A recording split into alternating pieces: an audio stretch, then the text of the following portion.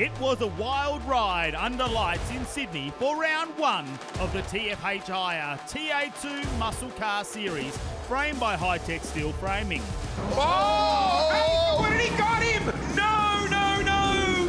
This is heartbreaking. Taking the very meaning of door-to-door muscle car racing to the next level. Having a look at Steve. Oh, what's he doing? He's bored. How do you like your T-bone? Medium rare? Josh Haynes evaded the carnage to take out top honours in round one. 2 wins so far out of 3. And the Haynes family very, very happy. The teams have now travelled north to Morgan Park Raceway in Queensland, and there is no doubt round 2 will provide one hell of a show. Joining the fray is a stacked lineup including Legend Cars Australia, Formula RX8 and a whole lot more. Time to buckle up as we hit the loud pedal for round 2 of the Hi-Tec Super Series.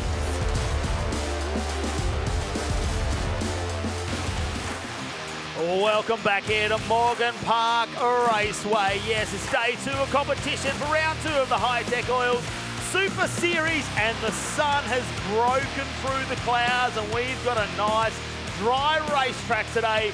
And plenty more action coming your way this afternoon. Have a look at it out there. The track's looking absolutely fantastic here at Morgan Park Raceway for this 2024 season of the Hi-Tec Oils Super Series. The mountains in the background. We're just a couple of hours west of Brisbane. We've got plenty more action coming your way, but we jumped on board with Justin Lewis and the Formula RX8s to see what a lap looks like around Morgan Park. Okay, and here we are for a hot lap around Morgan Park in the Yellow Express number 50 in Formula RX8. Let's go. All right, let's drop it down to third, into the first corner, down into second, where we throw a big flame out the back, and then back on the gas, and then the commitment into third gear, and then underneath the bridge. You've got to hold it flat here, otherwise you're nowhere. All right, back into fourth, and then easy down into third. Match the gears in the synchro, throw another flame, and up on the ripple. You've got to get into the gas nice and early here, and make sure you get wide and set yourself up for the next corner. Let's see if we can catch the guy in front. All right, here we go, into second. Hug this one nice and tight, and then bring it right out onto the ripple. You've got to use every single inch of the road with these cars.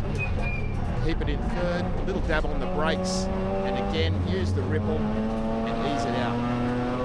You're going to now have to head down here and prepare for the biggest, fastest corner on the track.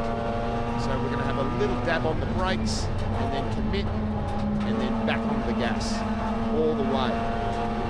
All right, now down into third, I'll plug second here, and back on the gas, use all of the ripple, come back out into third, leave it in third. We're going to dab on the brakes just here, and we're going to eat these 2 corners right over the ripple and commit straight out onto the straight, and then into fourth, and that's your lap at Morgan Park Raceway. Great to get that insight there from Justin Lewis. Of course, he had some great success in RX8s last year. The newly formed Formula RX8 is part of the Hi-Tec Oil Super Series in 2024, and so they are learning as they go. Steve Dabjack, well, he's been dominant this weekend as we go into race 4 with the Formula RX8s. Rob Bowden, super consistent, will come out of second position. Brock Payne, well, out of production cars, super fast. We'll wait and see how he goes. And it's Justin Lewis, Jeff Connell, Terry Lewis, Ivan Vantagiato, Thomas Derwin, Ben Silvestre, and Jamie Canellis running out the top 5 rows of the grid. Ayrton Philippi, well, he's another young gun who's coming into the mix here in the Formula RX8. Brent Thompson, then Jason Galla, Shad Hassan, Desmond Collier, Stacey Vickers, Liam Hall, Dominic Caminiti, Dominic Graziani, and Jacob Marr will round out the 20 there on the 10th row of the grid. Now, yeah, there are some real young guns in here, and Ayrton's another one of those. 16-year-old, has a little bit of karting and Formula V experience behind him. Actually built his car, comes out from Western Victoria, so it's been a long travel up here and getting involved in the series. Another great class to get into, cost effective, you run on a controlled tyre. If you've got an old RX8 sitting at home you don't know what to do with, it doesn't matter if it's got 300,000 kilometres on it. get a fresh engine build up for it, go and put the racing suspension in it, and hey presto, you've got a race car and another really cost-effective way of going motor racing. Well, I don't think you can miss Formula RX8 if you check them out on social media, but they do have numerous cars in the build because they're building for a massive 2025 season. Yeah, talking to Justin. Stay tuned for some announcements there. Talking to Justin Lewis, and yeah, they're about to basically make an announcement that the entries are going to be opening for 2025. So there'll be more on that with Justin and probably yourself on the Hi-Tec Super Series panel show. Panel show, that's what I was looking for. Spit it out, Jamie. So look forward to that, and yeah, fantastic class, and again, very, very close racing, although so far this weekend no one's had anyone for that car. Well, Steve Devjack comes out of back in 2015. I believe he had a bit of Super 3. Yeah, with Brad Jones Racing. Did not know that. May know how to steer a car. Yeah, just thinking that's no surprise as to how he's going this weekend. Got some penalties, I understand, down in Sydney, so he's a little bit further behind in the points overall. I think Rob Bowden, after the racing so far here this weekend, is the points leader for the Formula RX8 Championship. He's just been super consistent, Rob Bowden, that G-Technic RPM OS entry. Rob Bowden, super consistent, comes out of the BMW 1.8 litre where he raced those in a Super TT. And here we go, the board's about to come in, and we're just waiting for the red lights to go out. Steve Devjack, will he continue on his winning ways? Can Rob Bowden stay with him?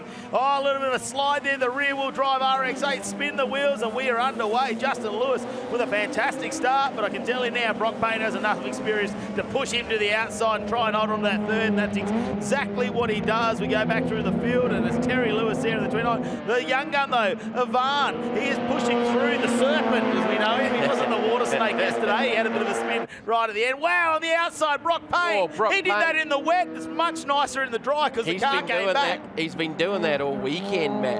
There's quite a few times we've talked about Brock Payne experiencing widening up the racetrack in the dry and in the wet, and he was definitely very, very wide on the approach to 3. So, look, points-wise for the championship, Bowden doesn't need to do anything silly here, although he is going backwards here.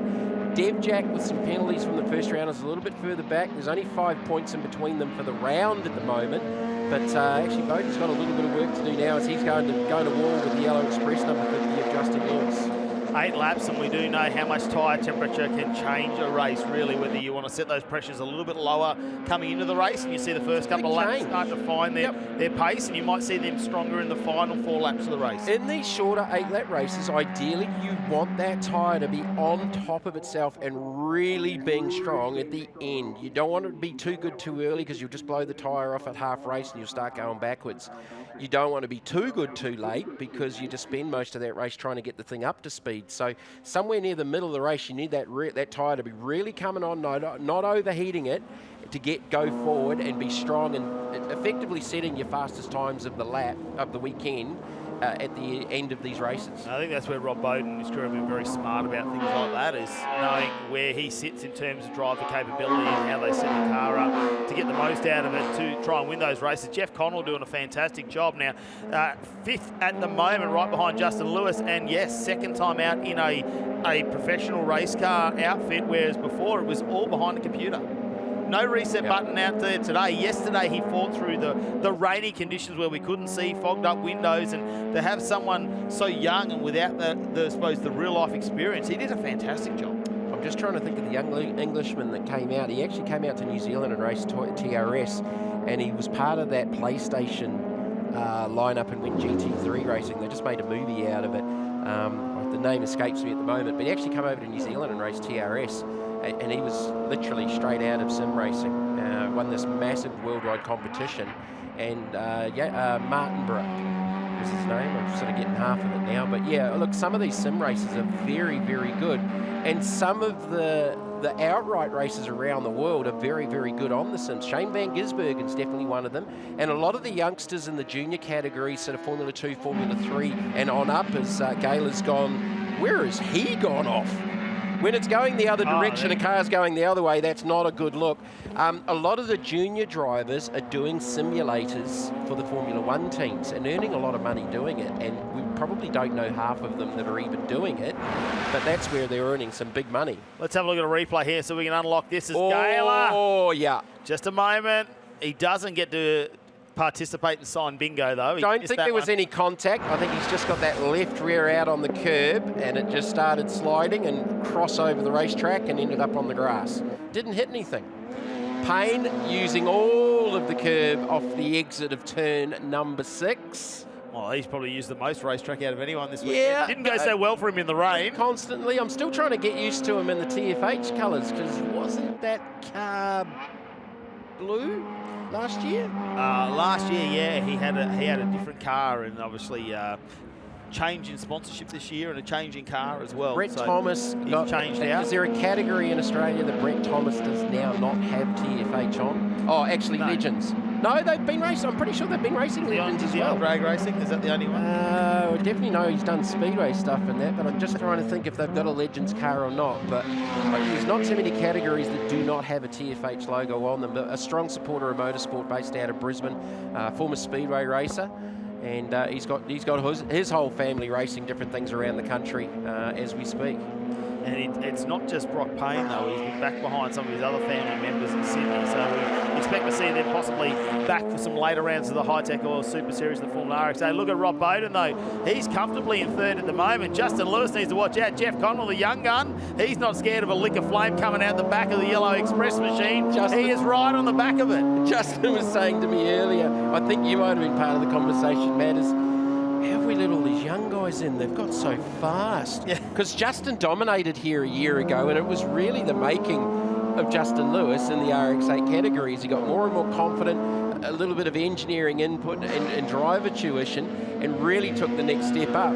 Now we're seeing all these young guys really giving him a hurry up. But it also points to the fact that maybe car-wise, it's just not quite there where he was last year. These are a rear-wheel drive platform, pretty much an RX8 if you can get one from the wreckers or something like that that's stat right off or something. It doesn't matter if it's done 300,000 or 400,000 Ks. They put some safety gear in them. Yep, strip them, get an engine built up. There's not a lot that you can do to these 13B rotaries. Well, it's a stock engine, and the tune gets dropped in by the category, so There you go. it's really controlled. So they all should be very, very similar. The secret is you driver, brain between the ears, and minor setup, suspension and whether tyres. you set up, yeah, you tow. They're all running out. exactly the same shock. They're all running exactly the same tyre. Well, Justin Lewis needs to watch out. Jeff Connell looks like he's found a little bit of pace on this final lap too. Dev Jack, well, he's out in the lead by about 2.5 seconds over Payne. Then it's Rob Bowden, another 5 seconds further back, but it's these two. Who's going to end up on the 4th spot out of this race? It could be one of 4 people. Could it be Lewis, Connell, Derwin, or Vantagiato? Yeah, effectively these 4 still sort of in the mix, although Derwin has now just dropped off a little bit of moisture. I don't know what that is on the windscreen for Connell's thing. It's a bit of leftover shampoo from your yesterday when you told him to shampoo them up. That's a secret, top secret. Could be I can honestly say some of the teams have gone back to the hotels and tried it. Don't worry about it. Got to be something coming out of the rear of Justin Lewis. Yeah, possibly. Might have just gone over something and flicked it up, a bit of mud or something. But dirt on the accidentally got the windscreen washers on himself, maybe?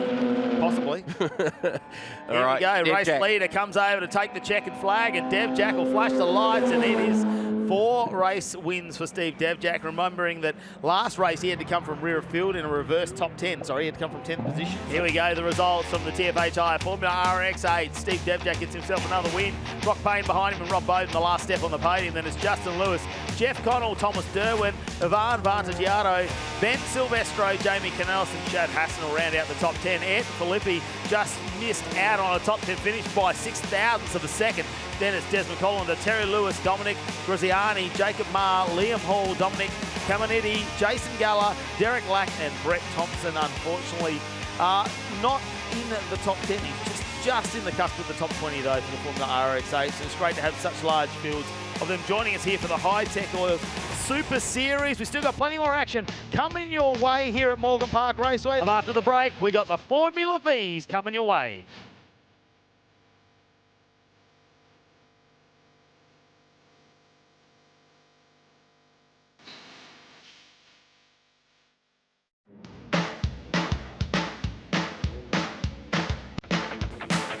Great to have everyone joining us here at the Hi-Tec Oil Super Series. We are about to go Formula V racing this afternoon on this gorgeous Sunday at Morgan Park Raceway. Well, let's head down to Matty Mack, though, who caught up with Dylan Thomas. Thomas, you and I have been banging wheels in TA2, but you and I both started in Formula V, and you're here for the Formula V Nationals at Morgan Park. These cars don't look like what you and I first started racing in. No, they obviously started off, it's a 65-year history next year. They started with old drum brakes, steering box, pretty rattly old thing. If you look in the steering wheel, they've, analog gauges, your phone dash for your stopwatch, and then you look at the more modern cars and you've got like inboard suspension, you've got much more modern technology, better finishes, obviously more streamlined. Formula V's come a long way, and 65 years, they're still banging on pretty strong. I don't think anything's changed as much as the cars, but the fun remains massive.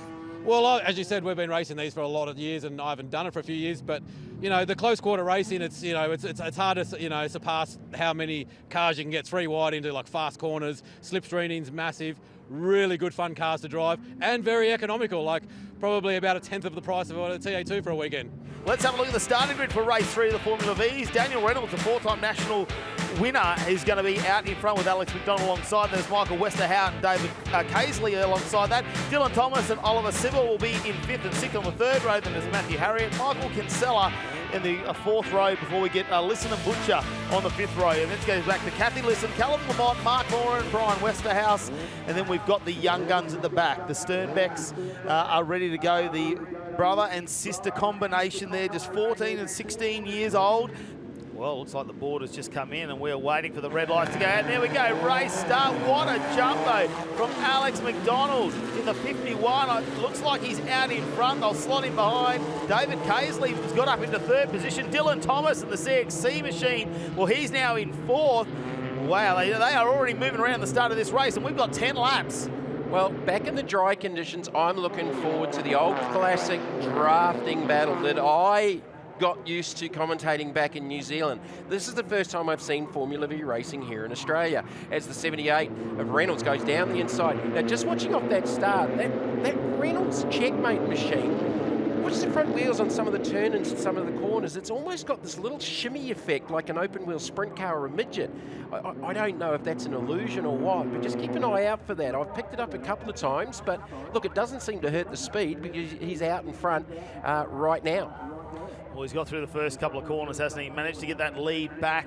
He started off a pole, Daniel Reynolds from the ACT and that 78 machine, and now he's just got to look at the cars behind him. Can anyone challenge him as they get sort of settled into their positions? Alex McDonald has slotted into 2nd position in the number 51.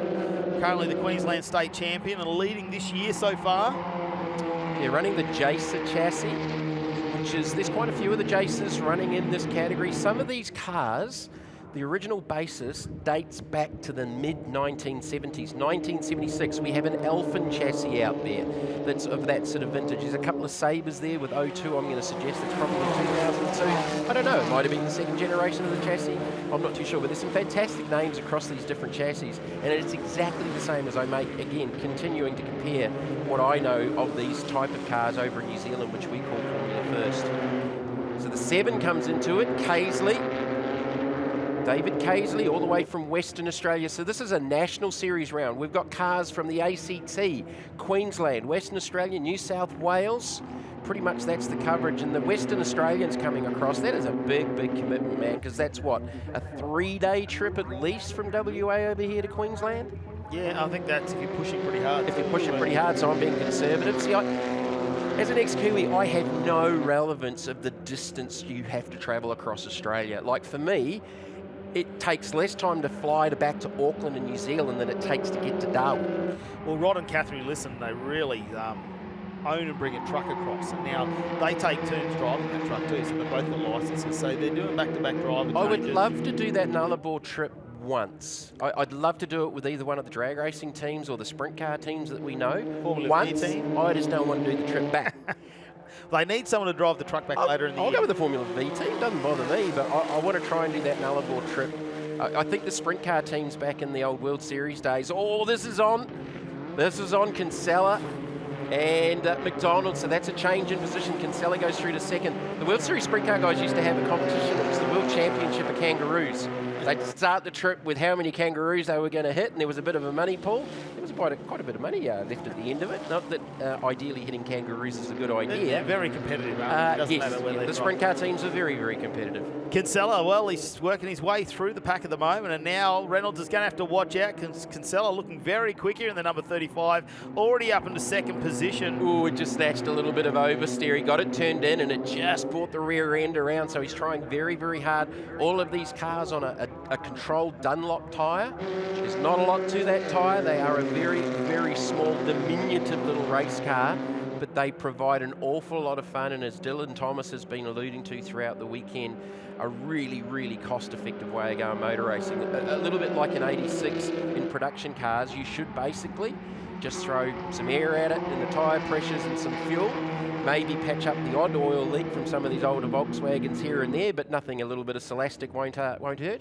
Great battle going on for the lead also for this position. Number 3, understeer. Oh, that was you understeer, turn and yep. the car goes straight as a heart-stopping moment as McDonald finally gets the front to grip up. That was understeer, and then it's got the curve. It's picked that inside tyre up. That doesn't help when one tyre's in the air, and it's still understeering mid-corner. So Casely's trying to get a run on here as Kinsella had a little half look at the inside of Reynolds.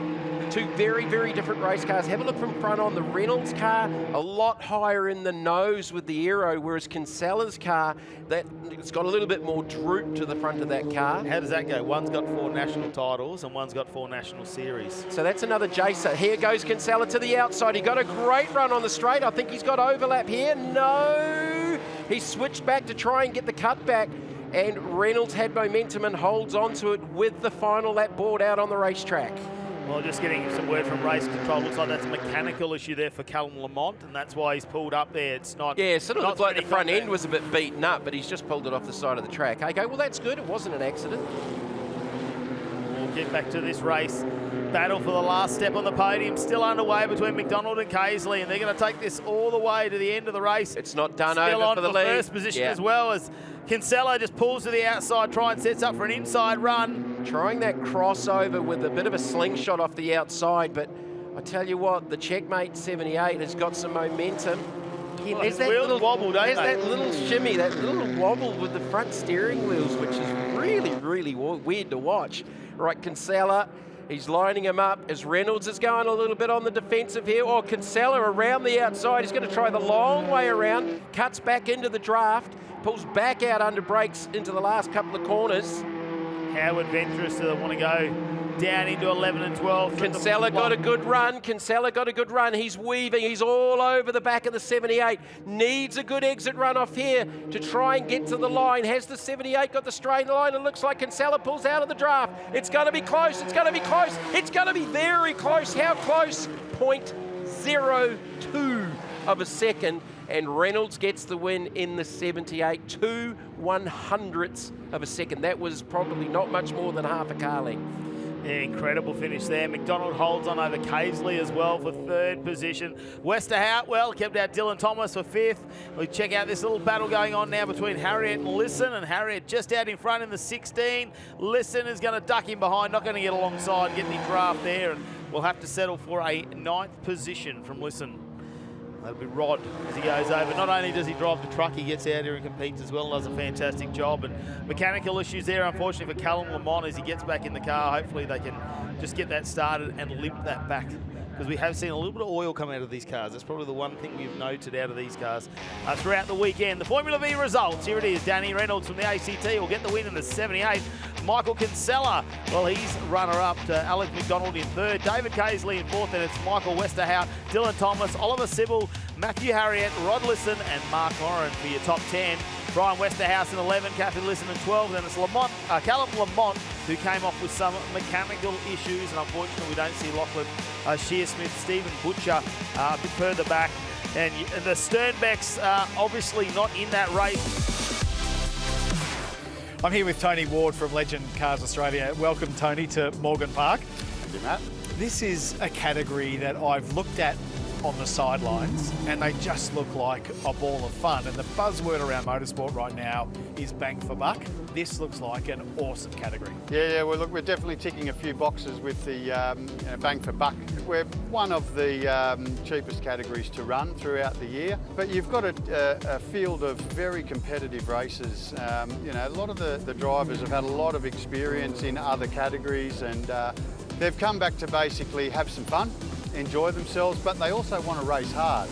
We've catered for, I suppose, an experienced racer that doesn't want to spend too much and wants to get out 5 or 6 times a year, leave the stress at home and get out with a bunch of friends, work together and enjoy the weekend, and we've definitely done that. The youngest driver you've got here this weekend is 15? 15, yeah. They start at 14 with us now, yeah. And the oldest is 72. Yep, 15 to 72, yeah. Fair spread. We've got the Tate family bring 4 generations along, granddad right down to the grandkids. I would suggest the 72-year-old is probably not going as hard as the 15-year-old out there, but definitely having as much fun. You were saying to me earlier, you could land one of these cars from the United States into Australia. Under 40 grand, you'll be set up, complete, ready to go, ready to race.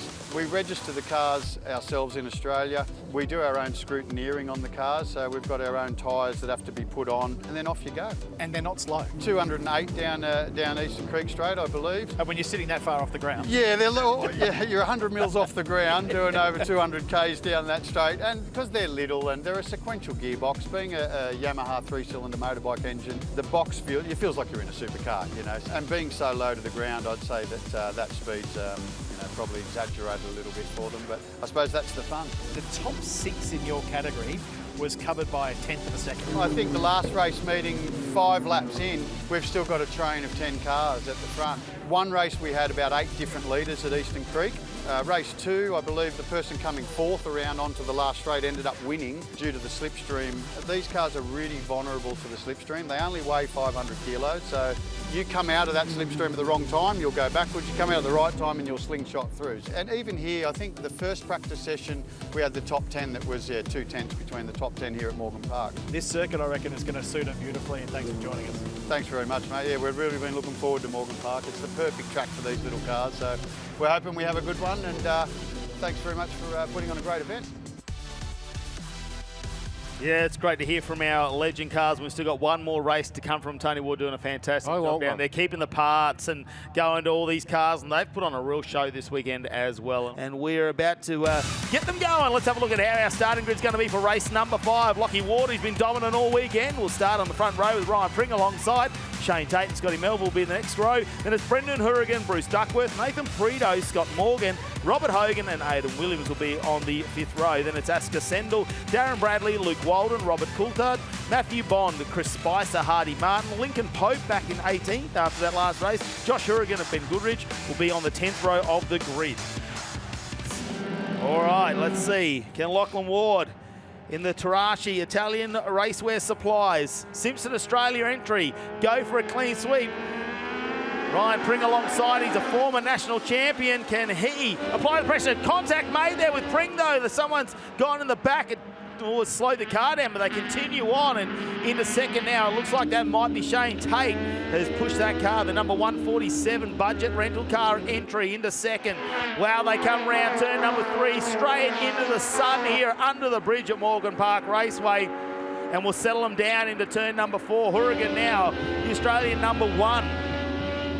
Gets on the brakes, he'll hold on to 3rd position as you see the car from Spicer, who's a little further back there. Nathan Preto working his way up into 6th as well. Duckworth, Hogan, Morgan, and that rounds out our 9. Looks like Williams might be in 10th. Spicer still back in 13th, where we saw their onboard camera.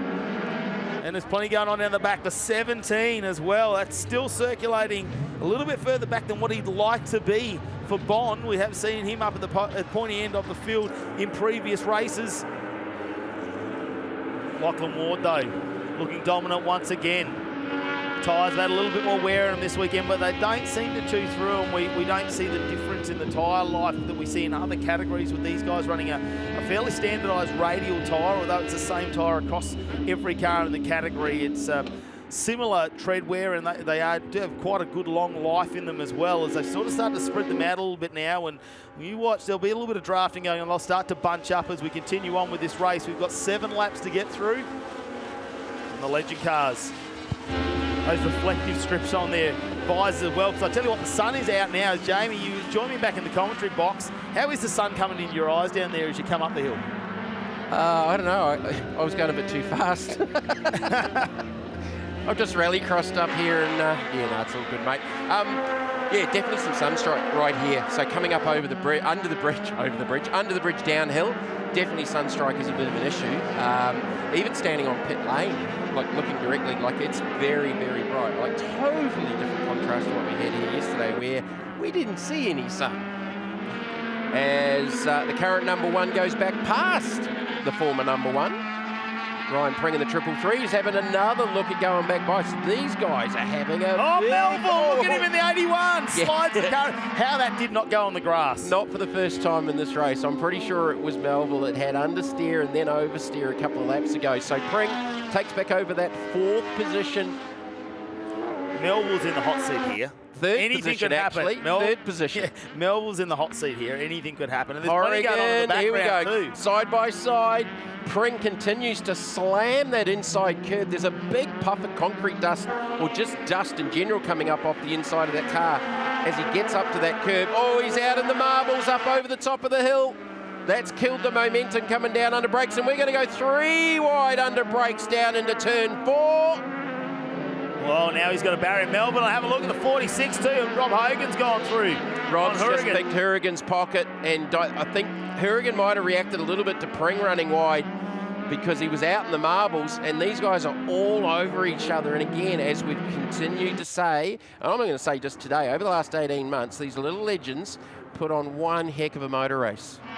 We're waiting, isn't it? It's almost like a moment like, who's going to slide out next? You know, who's going to really bring the heart rate up? The bonnet's holding on for Hogan, though. Well, we haven't had too many issues with the legends throughout this weekend. I can remember they did get together and they traded a little bit of paint and tyres down in Sydney. But, yeah, this weekend they've actually been relatively clean. Big wiggle there for Nathan Prieto as he gets on the brakes in the 8-4 media entry. You see the sparks from the curb underneath. He was lucky to make it here this weekend, pulled up at 2 a.m. Saturday morning, but he hasn't had a bad showing considering he's never been to this track either, so hasn't cut any laps around here before this weekend. Now have a look, watch out. Morgan's got to watch out for Pope, who's pushing hard. The 47 slides it out around the corner. Scotty Morgan in the 16, the red machine, and now they're almost 3 wide. And have a look at Pope down the inside of Prieto. That's a huge line. Big lock up from the 47 allows Prieto back up the inside. I don't know that was so much 3 wide. I think that was 3 different approaches to the race corner. 3 different approaches to the race corner. Oh, there was another one very, very wide. Was that Hurricane again in the 1? I think it is Hurricane, yeah. And he dropped a wheel out just on the dirt. Wow, he is on the edge of the track. The Simpson 2 race, number 117. Simpson, a long time US safety brand. And look at him go. He is just coming down. Checkered flag is out for the legend cars. And Lockie Ward. 5 from 5. Nobody else has done that this weekend because nobody else has done 5 races. Yeah, the thumbs are out. He well had a massive lead coming into that, almost 4 seconds. Well done with the clean sweep. That's a good effort. It's a technical track, and if you're a fantastic driver, that's where there's a big advantage at Morgan Park Raceway compared to where you get in the drafting with the longer straights. Let's have a look at how the results ended up. Lockie Ward with that clean sweep. Shane Tate in the budget car rentals entry in 2nd, and Ryan Pring in 3rd. Then it's Robert Hogan, Scott Melville, Brendan Hurrigan, Bruce Duckworth, Nathan Prieto, Lincoln Pope, and Scotty Morgan will round out your top 10. Back to Aidan Williams, Asker Sendell, Ben Goodrich, Darren Bradley, Hardy Martin, Chris Spicer, Luke Walden, Robert Coulthard, Matty Bond, and Josh Hurrigan in 20th. But I tell you what, a big fight back there from Lincoln Pope to go back into 9th. He was a hard charger. Let's have a look at how the points are sitting in the championship now. Lockie Ward, 985 points. Ryan Pring just behind him and Shane Tate in 3rd. So 2nd and 3rd swap around this round. And then it goes back to Brendan Hurrigan, Rob Hogan, Scotty Melville, Bruce Duckworth, Scotty Morgan, Lincoln Pope, and Ben Goodrich. And that's going to be an interesting championship as we carry this on to Queensland Raceway in just 4 weeks' time. The 28th to the 30th of June. It's going to be another big weekend of racing. We've still got racing to come here, though, at Morgan Park Raceway. Don't go anywhere. We've got the TA2 muscle cars not too far away as they are getting gridded up. The muscle's back, and they are out for their final race of the weekend. Can Brad Gardner do it? Can he take a clean sweep Don't go anywhere.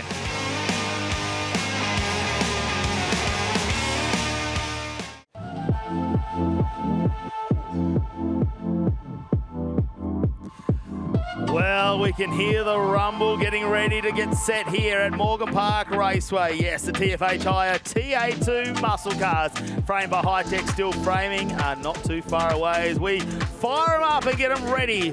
And I've just had a text message from the great man, Steve Johnson. Just watch for Jet Johnson. He had his worst tyres on in race 3. He's got good tyres for race 4. As we look at your starting grid for the TFH Hire TA2 Muscle Car Series, Brad Gartner off pole from Josh Haynes in P2. Graham Cheney will start from 3rd and Mark Crutcher from 4th. Jet Johnson, he's got good tyres. We've heard from the great man. Watch him from 5th. Out of 6th will be Connor Roberts, the rookie. 7th will be Danny Reedy. 8th, Paul Hadley. Domain Ramsey, hopefully trying to just get ahead of this car a little bit because he's struggling a little this weekend in 9th. Steve Wilson in 10th position, and Hayden Jackson, after that broken lower steering arm, he'll start out of 11th. So let's have a look. They come around the Man of Steel on the inside in the Herzog entry, but it is the man who's been clean sweeping so far, the Hi-Tec Oils entry of Brad Gartner. And we are about to hit the loud pedal and head down to turn number 1, waiting for the lights to go out here as they just roll on at this very sedate pace. And the noise is on. Here we go. Turn number 1. Who's going to be leading as we go to the right-hander, and Haynes around the outside. Oh, Gartner gets a little bit of curb, and it looks like he might just be in front. And Jet Johnson, we ride on board. He's got the view here. He's in 5th position. Crutcher might have just had to give that up to Cheney. And Johnson, will he have a dive down into 4? Let's wait and find out. They're everywhere. Look at Haynes getting Gartner getting defensive as Haynes is under the attack, and Jet Johnson at the outside of Mark Crutcher as well. Can he hold the line? No. Does he go to the right now and try and throw one down the inside as we come down to Siberia Corner? Goes the outside. Oh, had a bit of a lock there. So Jet Johnson on the attack, but it's Brad Gartner from Haynes, Cheney and Crutcher. Johnson in 5th with Danny Reedy in 6th. That's a good start from Reedy. Roberts is in 7th. Connor just dropping back a couple there, but he knows he's in a good position within the championship. Jet Johnson was just grabbing for something on the dashboard there, so we'll have to wait and see. It might have been the engine fan to turn that off as we come through the sweeper. Steve Wilson in the background there, but still hasn't been able to get past Mark Crutcher, has Jet Johnson. And I got to say, in that last race, I don't think I have ever seen Mark Crutcher race better than that. On board with Hayden Jackson through the S's, climbing his way up now. He's already made 4 positions in the first lap. We spoke about tyres, didn't we, coming into this race, and look at that. Brad Gartner's already saved a few. Jet Johnson, well, are the tyres going to be enough? Because Crutcher's got a coal heap of talent inside of him, doesn't he? When he wants to just expel it, he does. And look at him still holding out Jet Johnson, making it very hard for him to overtake it. That's a big statement from Mark Crutcher as he goes a little bit wide that time, but Jet's not going to be able to take full advantage. Look at Hayden Jackson. That's a massive move, already up into 7th position from back of the field. So he's managed to get through 4 cars as well, and if he's not too careful, Jet, he's going to have Hayden Jackson all over the back of him, and that's a big Dodge Challenger. And you do have to be careful in these early stages because these Hoosier tyres take just a lap or 2 to warm up and to get into the operating temperature that you want them to be. So whilst Jet's being aggressive perhaps with Mark Crutcher, until these things settle down and get in the heat, you won't be able to get up to the speed. But it's Hayden Jackson, the big mover right now. We ride on board with him. But this is the battle between Gartner and Haynes. I know that Haynes in the Herzog Steel Mustang, he wants this. He is so annoyed at himself for running off yesterday and then also having the cut tyre. Look at the gap between the two. Gartner, he says to me that he's got good tyre life left. He rolled it pretty easy in that last race, Matt. Oh, big sweep to the outside, just showing the nose, letting Brad know that Josh is letting Brad know that if he's going to open the door just that little bit, I'm going to slide straight through. A lot of debris on the edge of the circuit there, so we might have had a bit of an off there a little bit earlier. Well, Brad Gartner, he's got to watch his side mirrors, because I'll tell you what, Josh Haynes, he's using that daylight off that reflective sticker of the 37. Jet Johnson tries to set himself up for a nice exit here. Can he get it coming out of 4? Crutcher's he's doing such an impressive job, Mark Crutcher, really. He really is. And interestingly here, what you've got to watch in the background is while these two battle on is that while Gardner and Haynes are chasing each other, that's allowing Graham Cheney to get back in the battle as well. Now, if Crutcher and Jet can just settle down into this, they're every chance to get up to Graham and maybe put themselves on the podium. Wouldn't that be an incredible finish? We've got 16 laps to get through in this race, and that's quite a long time because the tyres will go away at the end, and we will see these cars slide around even more as I see some tyre smoke. Was that a lock-up from Cheney? I'd say that was a lock-up from Graham Cheney. Really easy to do there because that's one of the higher speed areas that you go into the brake marker, so you've got to get the car settled down. Has Jet Johnson got a run on Mark Crutcher down into turn 1 now? This is the closest he's been for the last couple of laps. He's applying the pressure. It's the blowtorch. You can feel the heat in the commentary box from what Jet Johnson is starting to apply to the number 4 Crutcher Developments Mustang. Crutch is pretty strong up under the bridge there, Matty. Just seems to be able to break the gap there just a little bit to Jet Johnson. And this is the battle for the lead. Gardner, though, I think he's holding out Josh Haynes. You think Josh Haynes just got we're talking a 1/10 of a second difference in that last lap time, but it's not enough to put a fight to Brad Gardner, or is Josh Haynes being smart and waiting for the final 3-4 laps to really apply that pressure? I mean, this is a game now between these two, isn't it? Absolutely. It's what you've got to do. You either spend your grip early and then spend the rest of the race defending, or you spend the first part of the race being a little bit defensive, and then hopefully you can drive away at the back. But certainly through the sweeper there, Jet Johnson is so much faster down into turn 10 under brakes, and that you've got to get this right. This is critical coming up onto the main straight through 11 and 12. Bounce from one side, bounce to the other, get on the throttle. Oh, and it's a little wide. He almost takes the Hi-Tec side with him. That's a fistful of opposite lock there. So tell me Jet's not trying without telling me Jet's not trying. Right? He is all over the shop and all over the back of Mark Crutcher. But look at the gap management from Gardner here. He knows that Haynes is in the lead of the championship, but Gardner's in the chance with a win for the round. So he's just managing that gap. This is definitely the best scrat of interest. I am so impressed with Mark Crutcher here, and I'm impressed with Jet. Jet's throwing everything but the kitchen sink at Mark, and Mark is not relenting in any way, shape or form. This is where, up through this section here, through 6, 7, 8, 9, this is where Jet has a superior car to Mark Crutcher. There's no doubt about it. Through the left-hander, just runs straight over the ripple strip there, but it's just there actually that Mark starts to just build that little bit of a gap. Into 4th gear, flat through here, about 175k plus an hour through the right-hand sweeper at 9, down into 10. Hard onto the brakes. The car's starting to get a little squirrely. A little bit of a lock up there in the rear from Jet Johnson. Up now through the 10, 11 and 12 complex, up onto the main straight. Graham Cheney, well, he's having a boring race. He's in 3rd while Gardner and Haynes are battling, and Crutcher and Jet Johnson are battling. He's just sitting there happily in 3rd position currently, leading the championship. But after that mistake coming up onto the straight through turn 12, Jet's just had to settle down here and see if he can reapply that pressure to Mark Crutcher. Crutcher doesn't look like he's having to wrestle the car as much. It is looking much more settled on the racetrack. Absolutely. And I think that's probably where it's a little bit easier for Crutcher to drive this car, whereas Jet's really manhandling it. But you've also got to remember from Jet Johnson, this was a late call-up from him, and he's been used to the last couple of years driving a supercar. Mark Crutcher, what's he done? Has he missed a gear? Because Jet Johnson has just breezed past him in turn 5 down into turn 6. So did the mistake come from inside the car rather than the car sliding off a corner and Jet getting the pass? Now, what does Jet do now? Eyes down. He's got to get his eyes forward, heading up to Graham Cheney to see if he can get onto that podium for the Terps Tippers team that have brought him in for the weekend. And we'll go to the Hi-Tec Oils replay. So coming out of Gumtree, Mark Crutcher just seems to have some kind of, I bet you that's a gear shift. It looks like it, doesn't it? Shift. It wouldn't be a gearbox because he's still pressing on, but I bet you he just didn't have a very clean shift there. I like the patience of Jet Johnson at the moment. Like, he could have really been a little bit more aggressive toward Mark Crutcher, but what is the point? He's not in a championship fight here. Just bide your patience, keep the pressure on, keep that blowtorch going, and wait for a moment. As what we saw now, a little bit of tyre smoke there, looks like a brake lock. I mean, Cheney's got a fistful of opposite lock this time now as he slides the IS Camaro out. This time, can he get through 12 clean? He does with Jet. Well, he's taking a whole heap of curb, and he is trying to cut those corners down and go the short route. Here we go.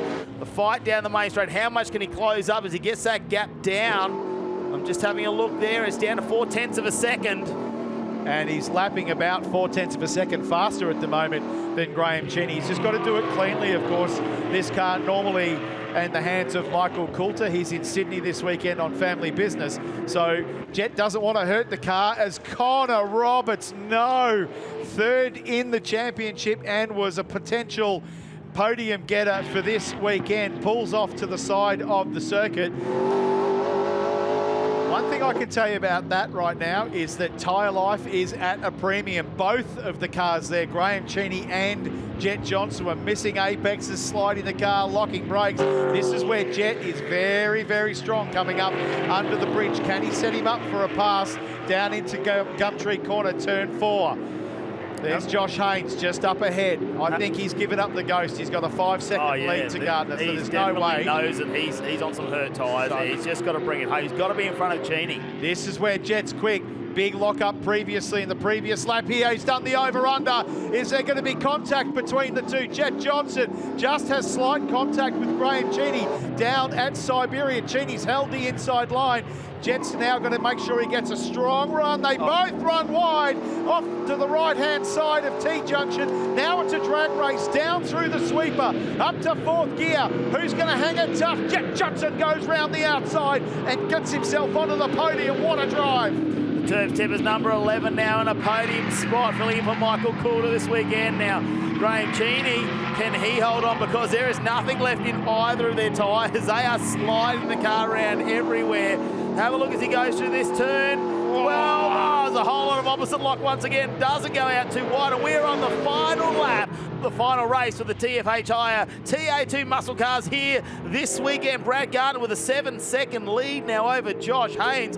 He has dominated this weekend, and he's only got himself 8 corners left to get around. If we get these three in a 1-2-3 position, who is that? Cheney. Those tyres, absolutely no grip, but the front end is gone. Mark Crutcher might grab this. Mark Crutcher in the background. If we get a podium, though, between Gardner, Haynes and Johnson, is this the youngest podium we would have seen? It would be very close, certainly. I know in 2022 when Josh Haynes, has he got a flat tyre? I just saw him. I thought he may have had a front left flat there because that did not look happy going through the right-hander there. But it is a young podium. There's absolutely no doubt about that. And that's what we love to see in TA2. I wonder how Crutcher's going against Graham Cheney here. He's got half a run on him, but I reckon Graham might have him across down through the sweeper here, but it's Gardner from Haynes and Jet Johnson. That is a young podium. Well, certainly a lot younger than me. Here we go, and it's 4 from floor, a clean sweep. He's going to get the broom out. What a weekend for Brad Gardner as he fights back in this championship after Sydney Motorsport Park, and he will be super happy about this weekend. What's happening? There we go. Does Jet Johnson get him, maybe? No. It's 12 hundredths of a second over the finish line. He's just missed out on second, and Haynes gets there. I reckon I reckon Haynes had a tyre deflating there. It just didn't look good through the right-hander, and Jet Johnson almost picking up B2. Graham Cheney in 4th from Mark Crutcher in 5th. Hayden Jackson, a stout result, up into 6th. Good for his championship. Danny Reedy and Domain Ramsey in through 8th. Paul Hadley in 9th coming up through here. This is where they come. These are the Speedway boys. Currently 7th and 8th. Final corner, putting on a show for everyone. Don't mind getting it sideways to the dirt skids. No, they're exciting, these cars, and they are getting their head around them to have the confidence too to stay in that sideways. You know, the main Ramsey finding some setup in that car that he's happy with. Well, particularly after he got turned around under the bridge twice this weekend. So that's like a confidence zapping type arrangement there, and he's simply been able to stand on the loud pedal and get a seriously good result. But it's Brad Gardner who has clean swept the weekend. He comes home P1 in the second round of the TFH Hire TA2 Muscle Car Series, framed by Hi-Tec steel framing. Brad Gardner from Josh Haynes and Jet Johnson. What a drive from Jet Johnson. Graham Cheney in 4th, Mark Crutcher in 5th. Hayden Jackson, a good solid result in 6th. Danny Reedy in 7th.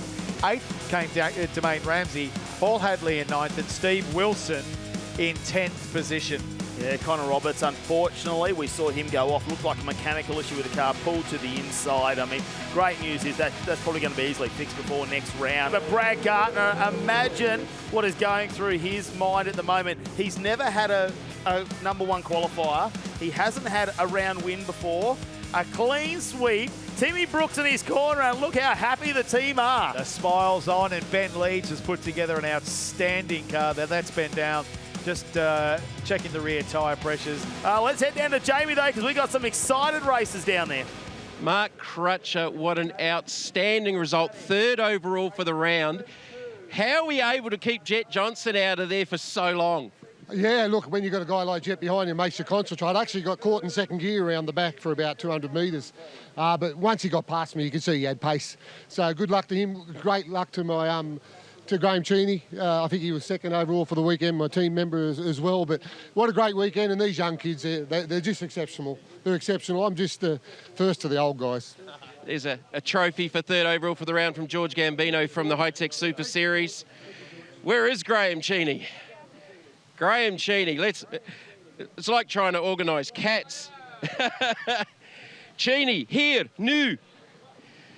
Graham, well done, mate. 2nd overall for the round, and look, to be confirmed, but potentially leading this championship after round number 2.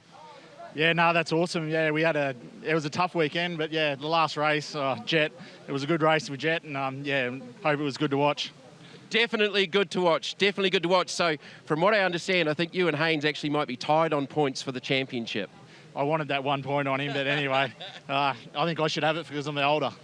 Well done, mate. Here's 2nd place trophy for the round from George Gambino from Hi-Tec Oils, and we'll find Brad Gardner. Where's Gardner hiding? He's behind us. Brad Gardner, well done, mate. And as Matty said on the commentary, the clean sweep. Get the broom. Get the broom, my friend. Pole, first ever pole. 4 wins from 4 starts. Feelings? Yeah, dream weekend. Just emotional. Like, yeah, last year and even start of this year and a couple months ago, we probably wouldn't have been here. So massive thanks to Peter Robinson and George Gambino. It's just the two people in my life that produced the goods for me so far, and I hope I'm made them proud by standing up here now. The irony now is you're about to get 1st place overall for the round by the boss, George Gambino from Hi-Tec Oils. Thanks, George. Thank you. Well done, mate. Thank you very much. Thanks to everyone back home. Love yous all. Oh, look, he's a very happy Brad Gardner. So let's have a look at how the points stand after round number 2 of the TFHI TO2 Muscle Car Series. Framed by Hi-Tec, still framing Josh Haynes and Graham Cheney now equal 408 points. So that's going to be great going to Queensland Raceway in just a few weeks. Brad Gardner, well, he's catapulted himself all the way into 3rd position. That's phenomenal, isn't it? Oh, absolutely outstanding when you think he came into this weekend in about 14th or 15th position. So it shows what happens when you actually finish races up into 3rd position. Mark Crutcher still in contention in 4th. And what a view it is. Let's have a look at where we're going to go next, though. It's only 4 weeks away, Jamie. Round number 3 of the Hi-Tec Super Series, 28th and to the 30th of June at Queensland Raceway. So we're a little bit closer to the city, just out there in Ipswich. I'm a lot closer. I'm 12 minutes away. It's going to be a fantastic round. It always is when we go there. And of course, they've got the Motoring Festival on. The Paperclip, as it's affectionately known. A lot more long straights. And we will see some of those big horsepower cars. But of course, the TFHI TA2 muscle cars will be back in force there, as well as the Hi-Tec Oils drifting series joining us as well. So it's going to be an absolutely massive weekend. We can't wait for you to join us once again in 4 weeks. We thank you for watching this weekend. It's been an absolutely fantastic time here as part of the Hi-Tec Oils Super Series. We'll see you in just 4 weeks' time.